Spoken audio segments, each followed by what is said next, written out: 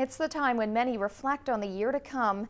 It's also a time to remember what's taken place over the past 12 months, including a provincial election and an emphasis by provincial politicians on jobs and the economy. The area's two MLAs are of like mind as they look back on the past year and plan for the future.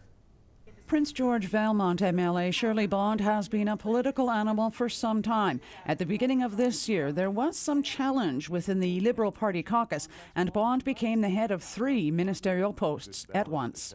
Obviously, as the first female Attorney General in British Columbia's history, an enormous honor, but I'm also not a lawyer, so it was a great deal of work.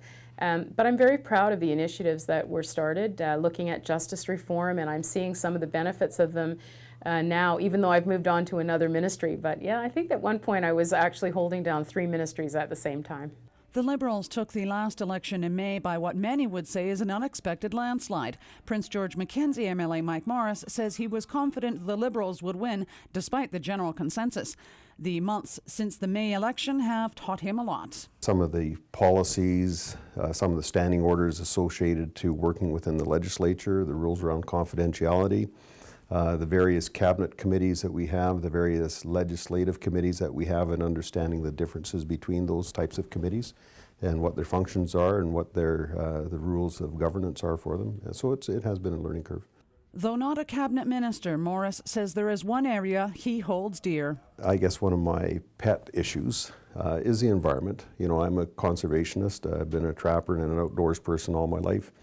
And I think that we can do better with respect to biodiversity issues within the province. And I think that's what my colleagues expect of me, because I bring that expertise or that level of interest to caucus and to the legislature. So I think they see that as probably one of the strong areas that I can provide value-added product to government. Bond is now dedicated to one ministry, that of jobs and skilled labour. She says by all indications, the BC economy will start to see a dramatic turnaround in 2015, but there's much she needs to do in the interim. Skilled labour, how are we going to make sure we're training people, looking at British Columbians at the front of the line? And so my job is going to be a tough one over the next year as we figure out how to train people, how to make sure we have the skilled labor we need so that we're ready for that economic prosperity. Regardless of either MLA's wish list for the new year, both have a strong sense the year coming will be one of building for the future. Cheryl Jan, CKPG News.